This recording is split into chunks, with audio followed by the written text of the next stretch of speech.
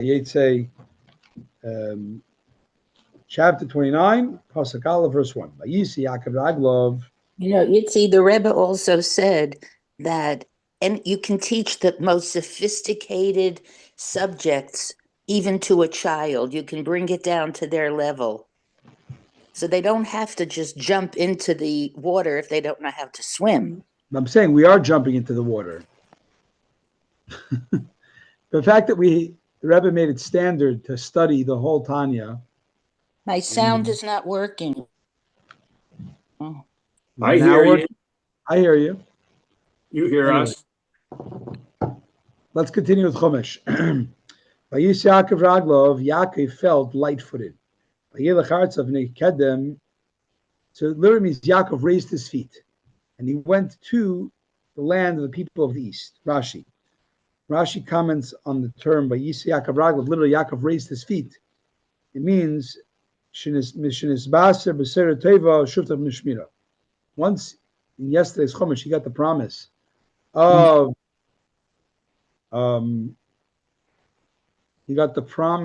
of the good news that he'll be protected. His heart lifted his feet, and it became easy for him to walk. So is explained Bereshis Rabbah. So it's an expression, lifting feet, of it's like he was walking on clouds, or walking, on. Hashem made it easy. Yeah. So the previous Aliyah was the blessing of God, right? No. What was the previous? It was Hashem appearing to him in a dream, promising him, "Don't be afraid. You're going to a treacherous place. Go. You're going to go. You'll be successful. You'll have a family. You're going to get the land." Before he encountered Laban. This is before, yeah. Right. Okay, so Beis. He then observed there was a well in the field. And there were 3 flocks of sheep there, crouching by it. For from that well the shepherds would give the flocks to drink. Since a huge stone was on the mouth of the well. Rashi Beis Yashkar Dorim. This was the well.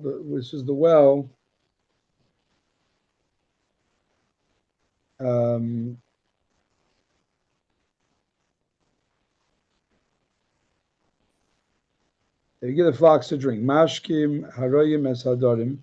Shepherds would give the flocks to drink. This is speaking to say who they would give. The shepherds. And the Torah speaks sometimes and say who's the subject. All the flocks we gathered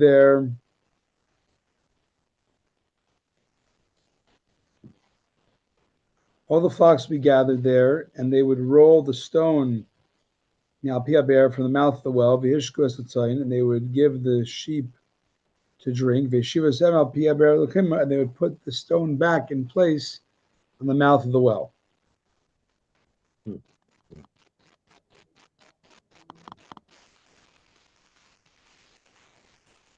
Nesfu Regilim Hayul Yosef.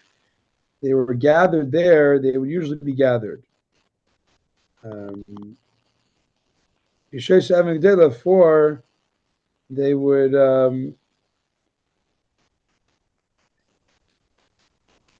there would be a big stone, and they have to gather to roll it up. A galu means they would roll, then roll. The Unclus translates it as they would megandid, and they'd roll off. Every present tense can be expressed interchangeably by future form, past form. Because anything, it's, I guess, grammar rule. In the biblical Hebrew, it could speak meaning present, but the tense that you encounter is either past or future. And that's okay, because present, either it was the past or it will be the future. Okay. Shivu, Uncles translates it as Misivin, they would then put back. Yaakov asked them, "My brothers, where are you from?" They said, "We're from Charan." Rashi. Hey. He said to them, Do you know Lavan, the grandson of Nachor? They said, Yadona, yes, we know him. He said to ask them, well, is he well? Yes, shalom is to him, peace is to him. Behold, Rachel's daughter is coming now with the sheep. Rashi, because the aleph is the stress on the aleph, that makes it a present tense. Had it been ba'a, then it would have been later on. Ba'a is the stress on the base, is because that means past tense. The first time here it's ba'a, she's coming. Ba'a, she came at that point. Zion. He then said to them, the day is yet young. Give the sheep to drink and go pasture them. Zion, the day is yet young.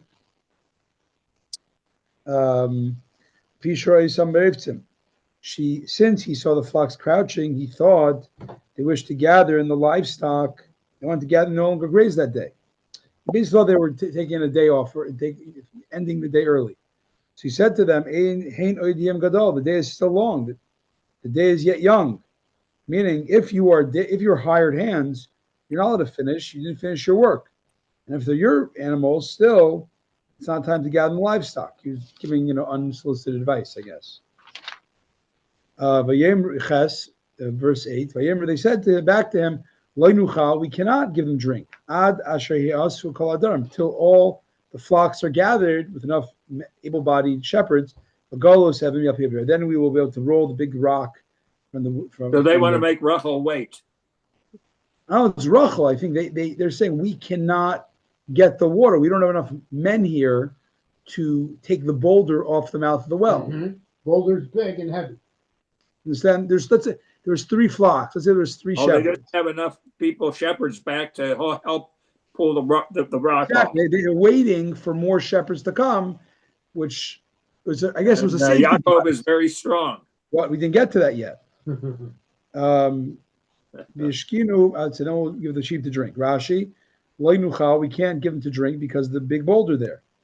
And then the Gandrun, then we will roll. Which is in the future tense. Tes, verse 9. He was yet speaking with them. Rachel came at that point, with the sheep. Asher Levi that belonged to her father, for she was a shepherdess. Yud. It was when Yaakov saw Rachel, the daughter of Lavan, the brother of his mother, and the sheep of Lavan, his mother's brother. Yaakov approached. He stepped forward, and then he rolled the boulder from the top of the well himself. And he watered the sheep of Lavan, his mother's brother. Rashi. Yaakov stepped forward and rolled. He moved it off like a person who unplugs a cork from a flask. It shows you he was very strong. A little bit out of the ordinary. He goes up and he just kisses Rachel. Didn't do that. We didn't. You could. We didn't. We get there yet. You didn't say that yet. Vayishak Yaakov Rachel. Yaakov kissed Rachel. Now he said it. He says Kaviv, and he raised his voice and he cried. Rashi Vayivk. Because he foresaw through divine inspiration. Why was he crying? Should be happy. He met his bashert. Nope. He cried because he had a divine inspiration. He's not going to be buried with her. Another Yitzi, excuse me, in Pasuk Yud, it says the daughter of Lavan, his mother's brother. It says it 3 times. Why is that? Interesting. That's a really good question. Why does he keep saying like a long sentence of his? Lavan, his mother's brother. Lavan, his mother. I don't know. I have to look it up. Okay, you have the Genesis Chumash. Take a look. Well, he's a descendant of Shem, which is the important. No, but why are you saying it 3 times? You can mention it once. 3 times. You're right. Absolutely. And Rashi doesn't say anything about it.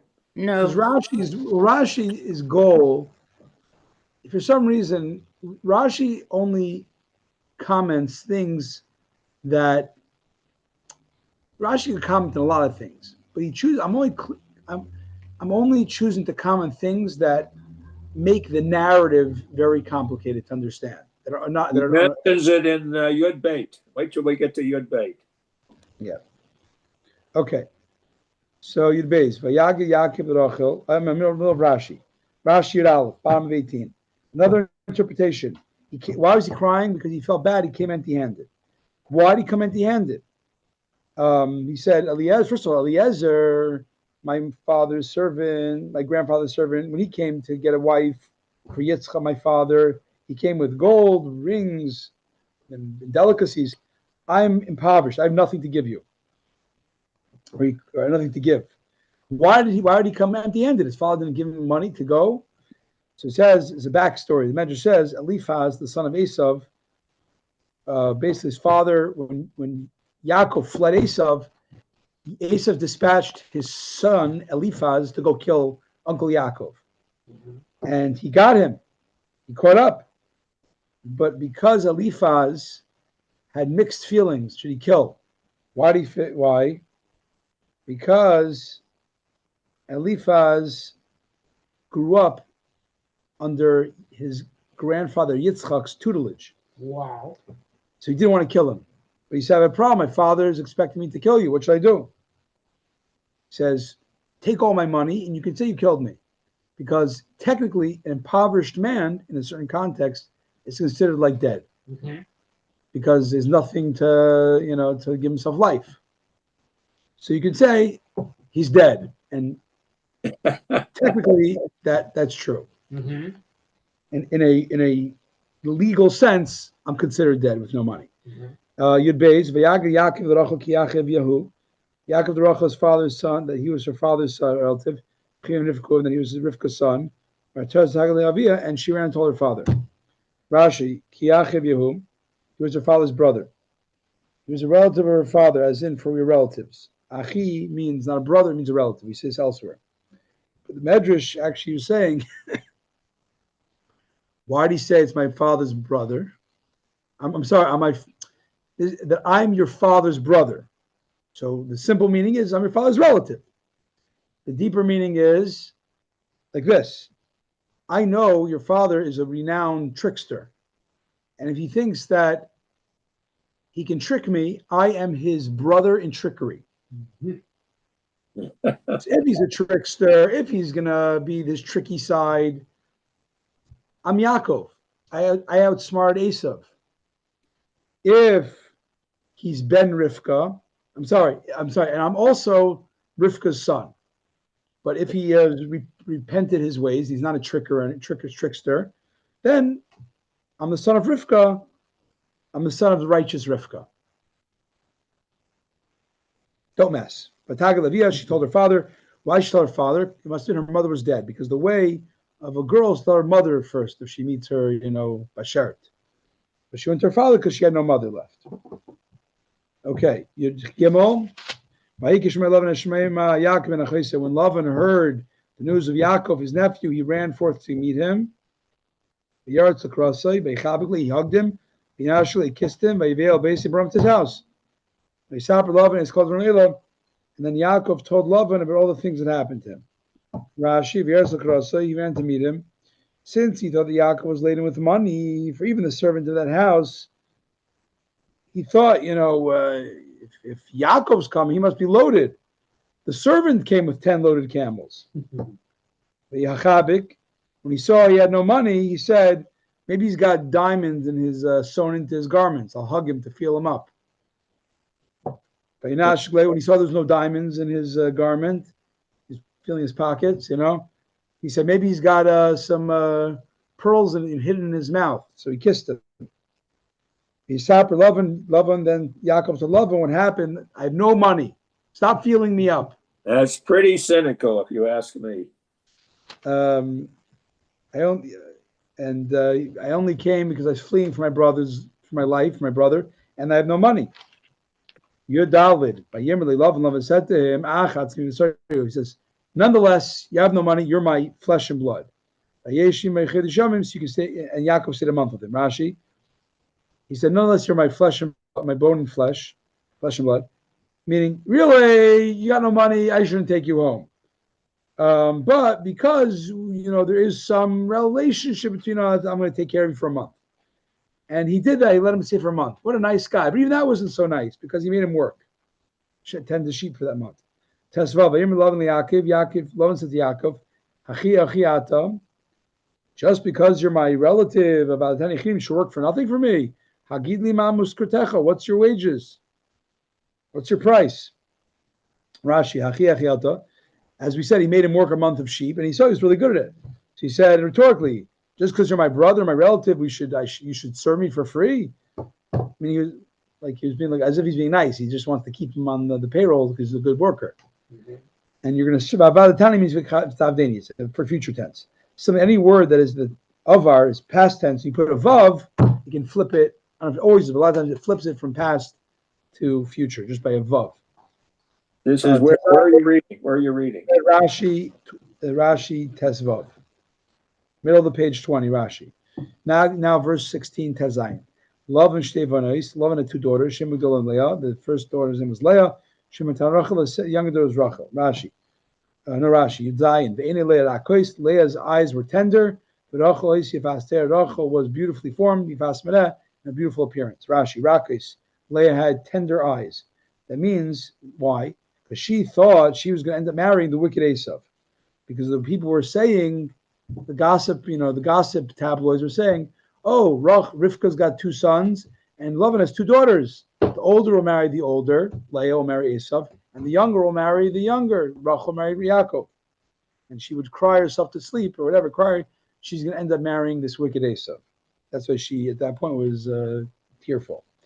Toyar is an expression of formed. It means the facial features. You see, Yisarei Basered, Kunpas in Old French, which means something. It means facial features. Okay.